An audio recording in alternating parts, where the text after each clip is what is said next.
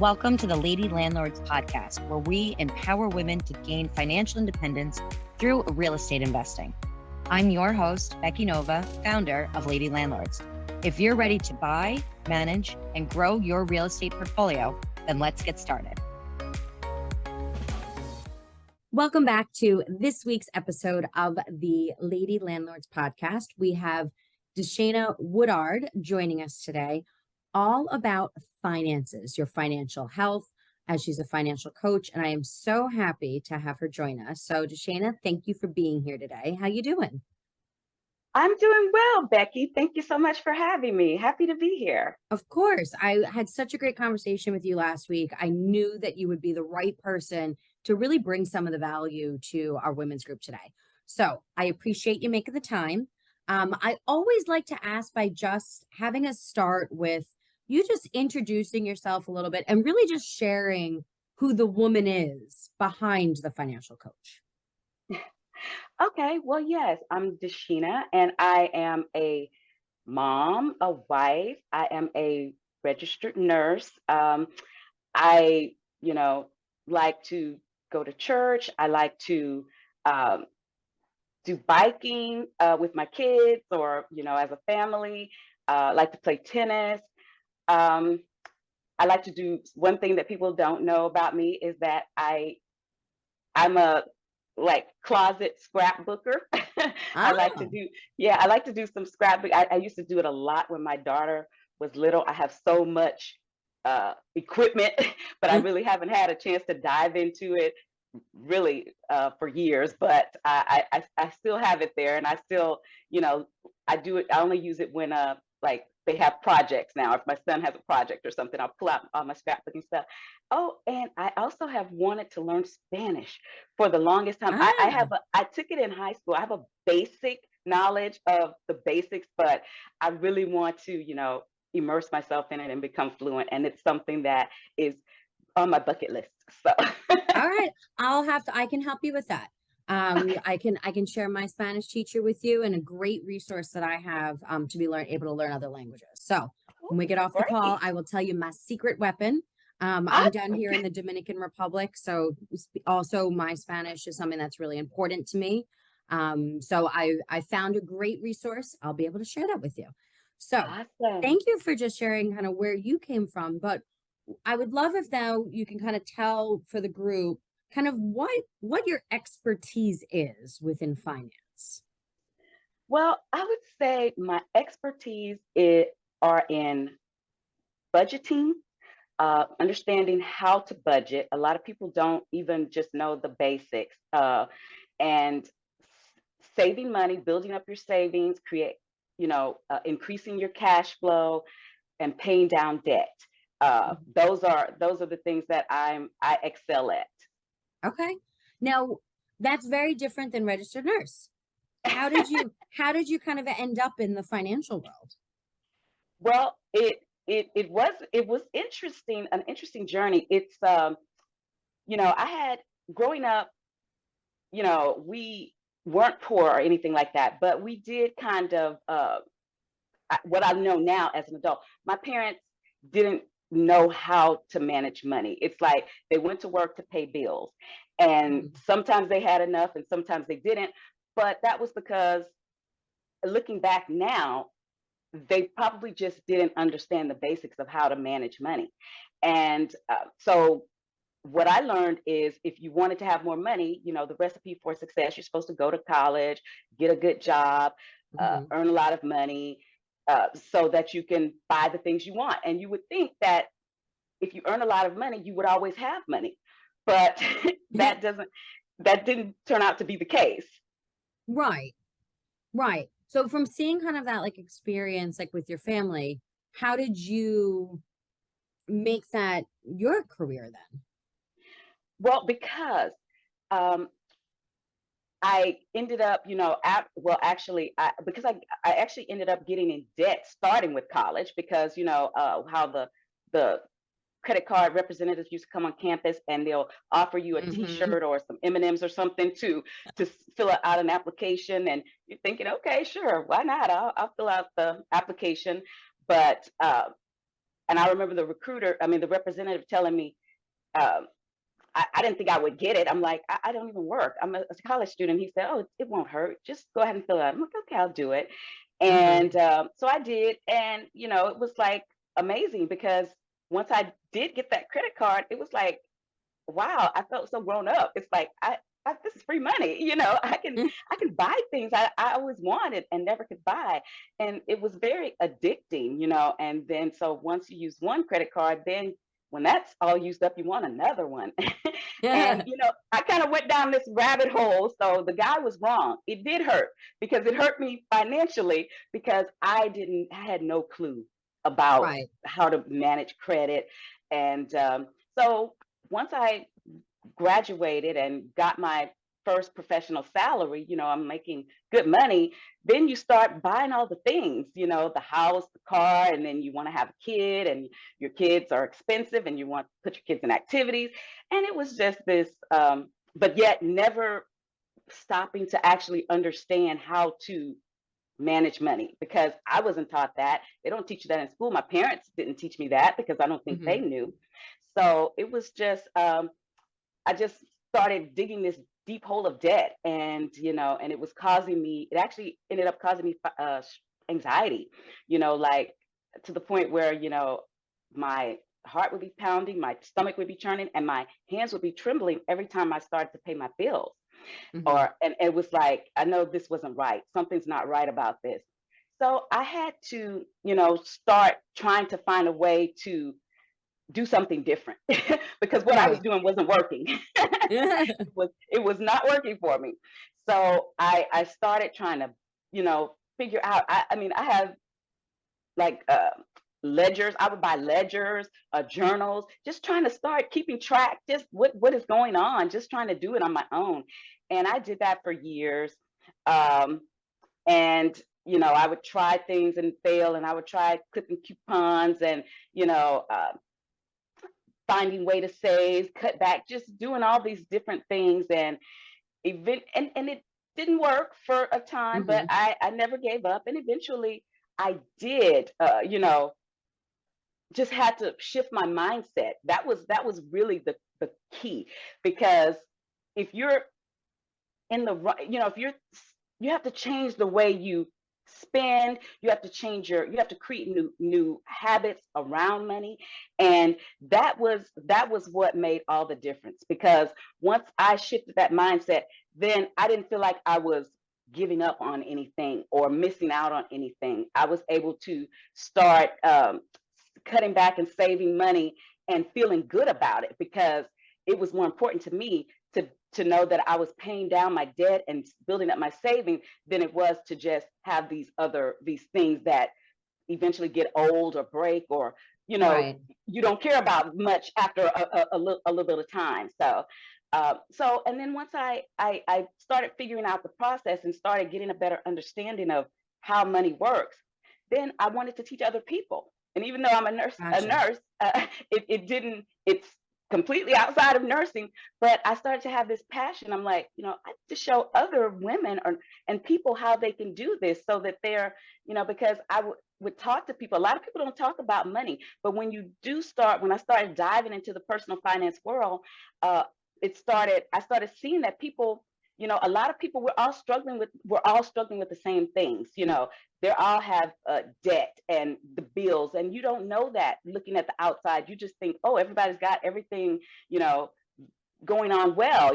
They're successful. They've got all the things, and they show you the image that they are, doing well. But Hmm.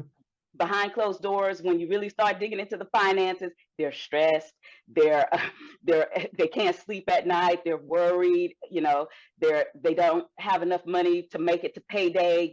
Just all those sorts of things. So Right. I I felt called to be able to try to start to help people and show them that you can do it, and you can do it faster, because Right. it took me years.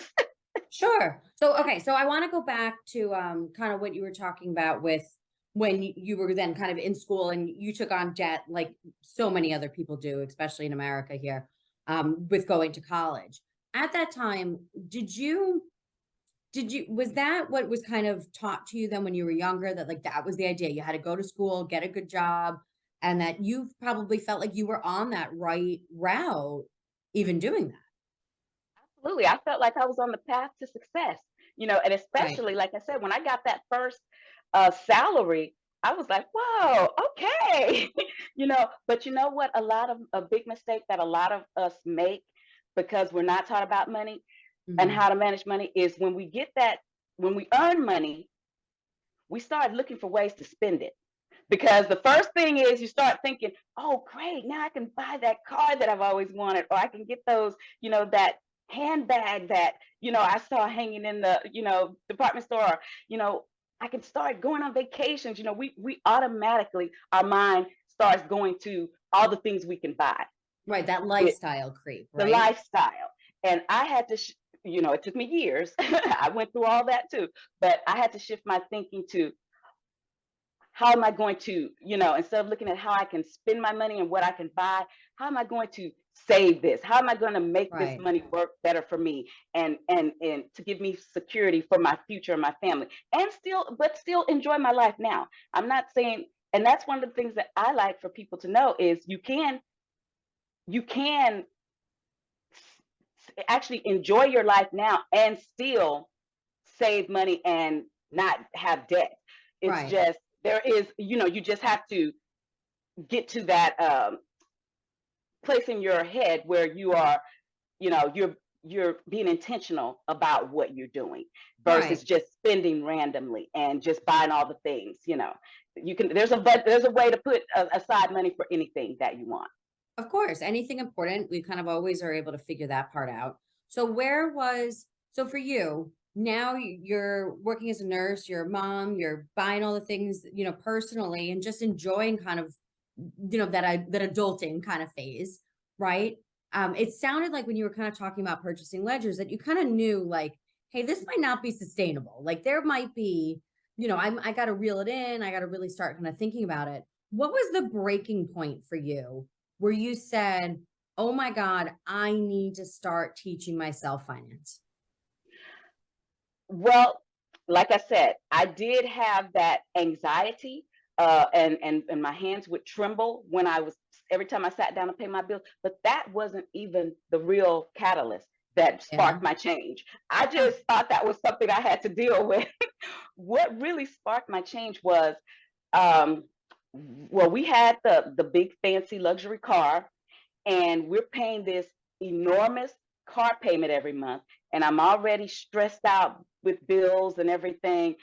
And maybe a couple of years into paying this 2 3 years or so into paying this car note, um plus the insurance, plus the gas, all of these things factor into that car payment. On top of that huge car payment. So a couple of years in, something went wrong. I believe like a water pump or something broke on it. Yeah. And so my husband had to take it to the dealership to get it repaired and find out how much this was going to cost. And when we went to the dealership, well, because it's a Mercedes, so it's like you can only take it to certain places. Everybody can't Mhm. work on those kind of cars, and it's an older model because this was a few years back. But they wanted to charge upwards of like $3,000 to repair this. This is on top of the car note and everything else that we're paying Ah, for this car. I'm like, are you serious? $3,000? And I'm already in debt and stressed about money. Oh, right. and we're still paying a car note. But it's like, well, that's not covered under the warranty. Whatever, for whatever reason, the water pump breaking, I don't know, that's wear and tear or something. I don't know what they called it, but it Right. wasn't covered. So, well, that was pretty much it for me. I was like, "Oh no." Ah, He found another place that worked on German cars and was able to do it for 1,700, but that was still too much when you're ah. paying this huge car note every month. It's like, oh my god. So yeah, So that it was was really that was like a real not having like you didn't have like the emergency fund. You didn't no, that stuff just no. wasn't like ready to go.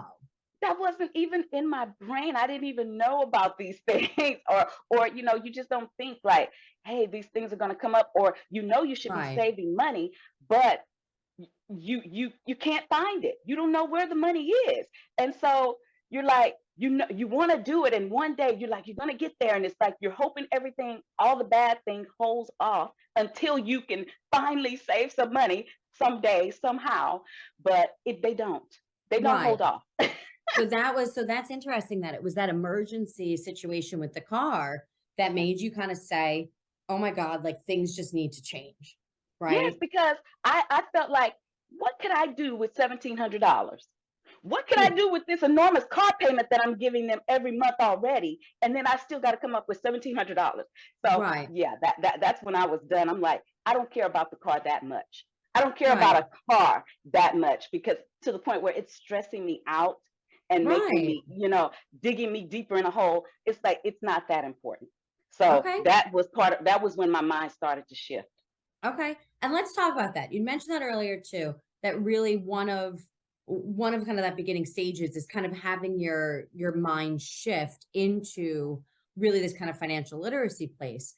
Can you talk more about like what not only like how your mind had to shift, but what steps you had to take to make sure that that actually happened? Well, some of the steps I had to take was, I would tell you, one of the first things I had to do was stop creating more debt. Right. But I mean, that sounds so much easier, right? Like don't okay, just don't buy things. But there's people that are out there listening to this being like, "But wait, like I need a car. I still have to get to work. The kids still need activities. Those things." So, how do you just not create more debt? you now what I've learned is you have to really understand what your priorities are. Mhm. And you have to you have to learn how to prioritize things. It's like, a lot of people set goals, or you hear about setting goals, but you really have to get very intentional with your money. You have to think about, and you have to prioritize. It's like, what matters to me the most? Mhm. Is it this car? Is it that new TV? Is it a new furniture? Or is it putting my kids in an activity? Right. Or is it taking a vacation with my family once a year? You really have to start to prioritize what matters to you, because sometimes there are probably seasons in life where you can't do all the things at one time, at one time. Right. You know, there may be times in your life where you can only do one or two things. Well, this year I can put my kids in these activities, swimming, gymnastics, and we won't, take a vacation. Or, Right. but that next year we will take a vacation, and maybe they'll, instead of being in three different activities for all three of my children, maybe they'll just all be in one. So you just have Right. to really start to prioritize and be very intentional with your money. That was actually the word that I wrote down as you were talking was just really being like intentional, like thinking through these things of really kind of understanding what it is that you kind of want to get out of this. And then kind of reminding yourself kind of what that greater good is. And just really thinking about the dollars that you're spending along the way. Because what I Yes. didn't hear you say at all there was, oh, well, that's it. You have to sacrifice. Kids No, can't go to activities. You no, can't take a vacation. You didn't say any of those things. no. What I heard I, you say mhm. was we need to be intentional with where we're putting our dollars. Absolutely. I believe you can't sacrifice, because you know what, when a budget or is too rigid, anything Mhm. that doesn't bend will break. Ah, So you have to be flexible in your budget, and you have to be able to do some of the things that you enjoy. You just have to prioritize. Like I said, you may not be able to do all the things this right, year or all at one time. Maybe there's a time further down the road where you can do everything. But sometimes it's like we just have to figure out what things are more important this year or this right, month or this season. So you just have to think about it, and then and you keep those things, and then you cut, and you see, well, if I'm going to do this, if I'm going to put my kid in ballet and swimming this year, what am I going to cut? What can I give up? Well, maybe I right. can cut back on maybe we can switch to a cheaper cell phone plan, or maybe we can switch our insurance company. Maybe we can find a cheaper rate. Sometimes you have to do a little, detective work and find lower, go to a lower cost plan with your insurance or Right. something like that. So, that may take a little, like I said, detective work or comparing prices, but you don't have to give up the things that are very important to you. If it's like, because for me, when my kids were small, it was crucial to me that they know how to swim. Right. I never learned how to swim. I'm sad to admit that, but I didn't. And I felt like if they fell into a pool, I couldn't save them. We would all drown. So Aw. I felt like it was so important to me that they knew how to swim and that they could save their own lives if they ever fell into a Right. lake or a body of water. So that was crucial for me. And that was something you really valued, And that was and something then I said really that was valued. worth spending the money on. I like what you were And saying about the budget being so rigid. Like that reminds me of like a diet, right? Where it's like if you say like that's it, I'm not eating any carbs, all you're like is I just want a carb. So, yes, right? It's really that I like that. yes, yes. So, Anything not too rigid will break. And that's why it's not sustainable for so many people. And that's why people don't like budgeting. But budgeting is actually, it gives you permission to spend money. It just gives you the permission to ooh, spend money intentionally versus randomly and just trying to have everything. You're just very purposeful about what you're doing. right. I like that. That it gives you that a budget actually gives you the allowance to spend money. I like Absolutely. that's a great reframing, talking about mindset and kind of how we want to phrase it. I know personally, like when I was in debt previously, like it was just like ignore it, right? It was just like don't even think about it, don't acknowledge it. If I don't talk about it, it means it's not happening. So so I really like that idea of just kind of saying like this is actually what gives you that freedom, that gives you that allowance, that it doesn't have to be scary because we have an intention and there's room for everything that's important. Love it. Absolutely. So okay, so you decided when first step, you decided you weren't adding any more debt, right? What was the next step for you in that mindset shift? The next step was actually looking for the things that I could cut back on. It's like, okay, starting to prioritize. So, I said not using credit card, and now I got to prioritize. I wanted to start to get. I'll tell you, um, I became 100% debt free, and I wasn't even trying to become 100% debt free. I Yeah. wasn't. I wasn't. I'm gonna tell you, Becky, I was not on a debt free journey.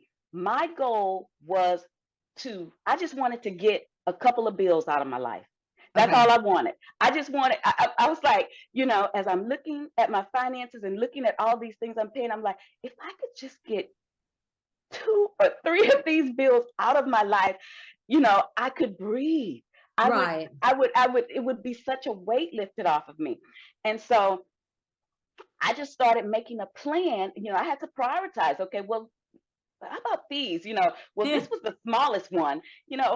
Maybe if I just, and that kind of goes back to, what, the baby steps of Dave Ramsey. I didn't really Mm-hmm. follow Dave Ramsey or his baby steps, but that was just the mindset that as I was figuring things out, that I realized it's like I had heard of that though, pay off the smallest bill. And then I was like, well, let me try that. Let me see how much extra can I add to this bill? And by doing Yeah. that, what can I cut on the other side? Maybe we just won't have cable for 6 months, and then I can just put that money, towards this bill so that I can pay it off faster.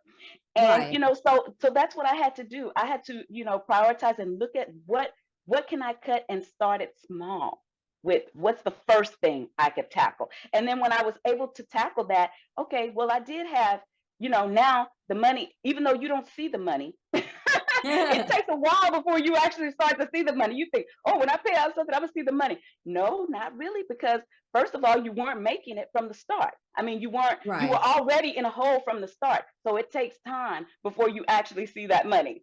So sometimes you have to cut even more things, but you still keeping the things that are the most important to you, but you gotta, sometimes you have to make some hard cuts, like, hey, no, somebody wants you to go to a baby shower or wedding, whatever. It's like, Mm-hmm. mm, sorry, I can't make it this year. I can't make it this time.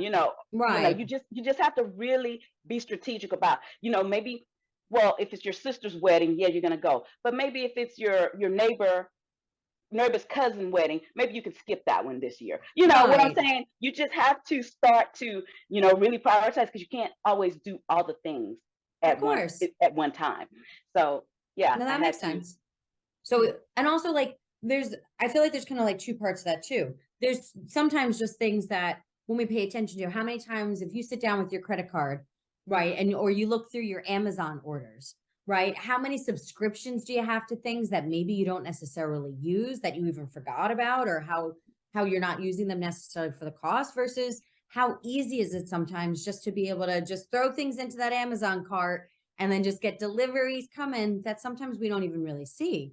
But then clearly for the bigger things, say, okay, great. Like, yes, this is a priority, sister's wedding, but hey, friend's wedding, maybe that's something, destination, maybe that's something that that it just isn't in the budget for the time being. So that's kind of like cutting costs, right? So we got that one out. Let's talk about maybe then the other side of the coin, which is then increasing income. Was there anything that then at that time that you did to bring in more income? Yes. Well, I was always this like person trying to look for these little side hustles before I knew they were called side hustles. I did all the little things. I was doing like the Avon and the I was selling crystal one time, and just these little random little things. Somebody else had me into some other little marketing scam. Well, that's what I call it now. I didn't know that it was that at the time, but trying to sell energy to people or Right. something we Whatever were you doing. could, sounds like.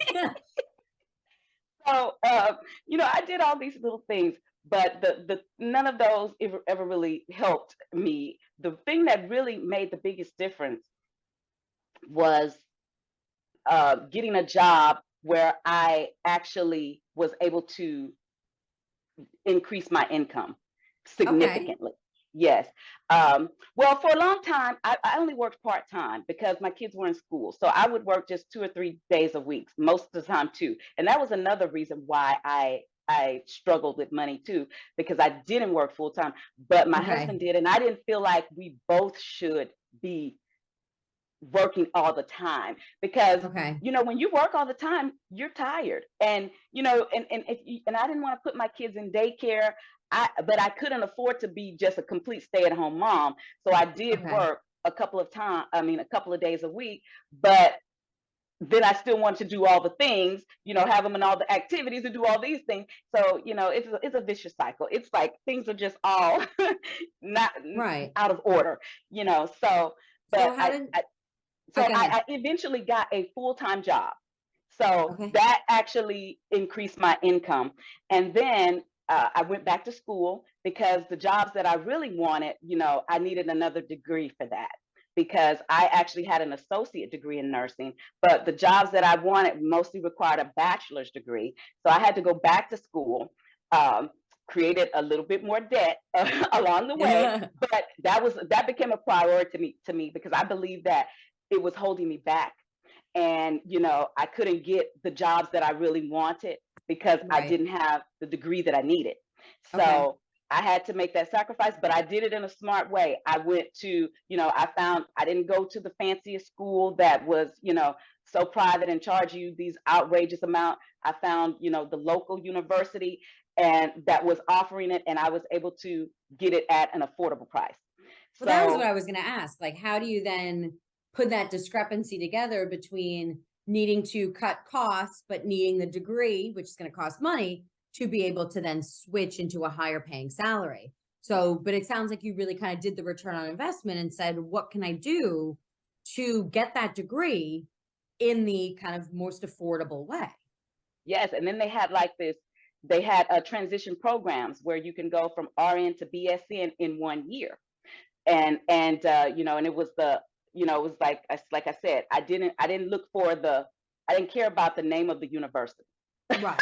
It's like I don't need a nursing degree from Harvard or Right. wherever. And because at That the end of didn't the day, matter. most people don't care about that. Most employers very few industries does the name of the school really make a difference. Well, good, because it didn't matter to me. I went to the University of Houston, and they were an accredited university, and that's all that Right. mattered. And they were offering a program an affordable price, and so that's what I cared about.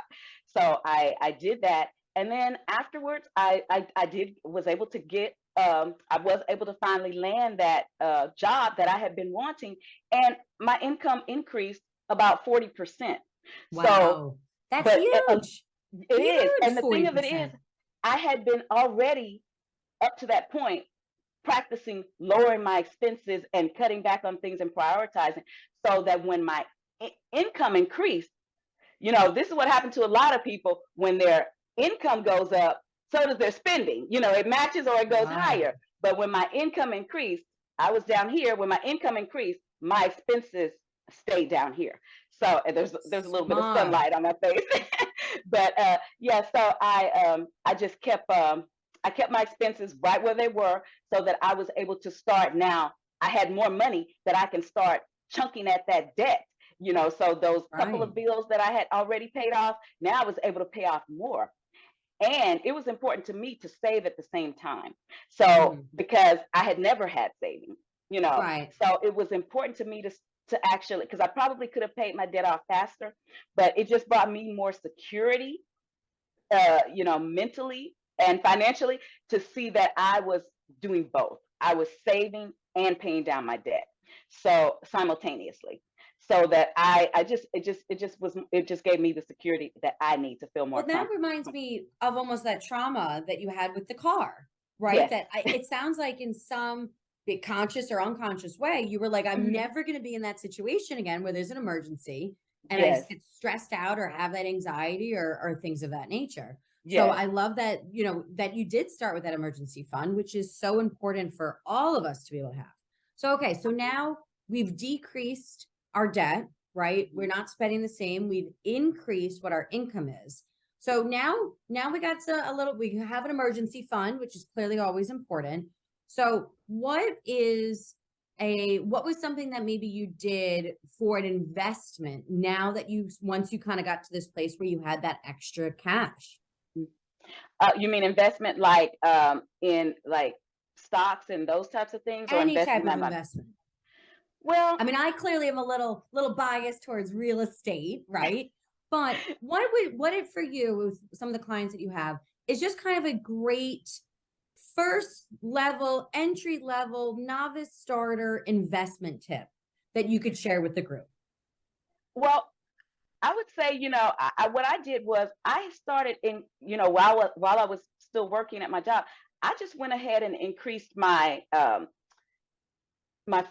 just did my company match, because for a lot of years I was scared to do it, because I always felt like, oh, I can't afford, to do that. I can't afford to give, Right. I just do 1%, 1%. That was all I would do, because it just seemed like when you don't have money and you're in this mindset of scarcity, you feel like you can't, I can't, there's no way they could take more. But I felt more confident at that point to finally increase that, to 5% or 6%, or even 10%, whatever my company match was. I'm like, I'm gonna do it. So I mean, because that's actually free money that you're leaving on the table. If your company's gonna match 6%, then you need to be putting in 6%. If or work your way up. Do 1% one year, 2% the next year, 3% the Right. next year. Just work your way up. But that was one of the first things that I did, was actually go ahead and do the full company match. That was huge for Right. me. For the 401k, exactly. Yes. Well, and that is right because that's if you are fortunate in the position to have a 401k offered to your company and to be able to get that match. Mhm. Exactly. And I see what you're saying. When you're in it, it's hard to say, oh, there's more money coming out of my paycheck. And it's hard to see the longer kind of role of it. And I'll also speak from like my personal experience when they're like, oh, it only takes, 19 years of service to be fully vested. And you're like, great. So what am I really committing to here and over that time? But in retrospect, it really is an opportunity of kind of almost free money, right? It's a little weird because it is kind of forced savings, which, I think my job should stay out of my personal finances. But it's a great opportunity, once again, if you have that. And it is something you don't have to work more for it. It's better than the interest rates you can get at the air quotes high yield savings account. So it is a really nice opportunity to be able to have. So I love, that's a great tip, that there are probably so many listeners out here that are not taking that match and taking that opportunity. So I love that one. So thank you. You're welcome. As we kind of wrap up here today, what would you say is maybe the number one mistake you see women making when they come to you, that you're like looking over somebody's kind of finances and you're like, up, easy win right here. I see this mistake all the time and I know I can make that change for them? Well, oh my gosh, there are a couple. Let's see. I'm sure you got a couple running through your head. What's the one thing that you're just like, oh my God, if women just knew this about finance, it could really make a difference for them? I would say add yourself to your budget. That's the one thing people don't do. They don't add themselves to their budget. It's like, we're paying all the bills. Just write yourself in as a bill. I mean, because I believe you and we need to think of ourselves just as important as any bill. Why should everybody else get all of your money? If you earn 100% of your paycheck, you think of your paycheck as a pie, 100%. If you give 90% of your income to everybody else, don't you deserve 10% or 5% of your own money that you work hard for?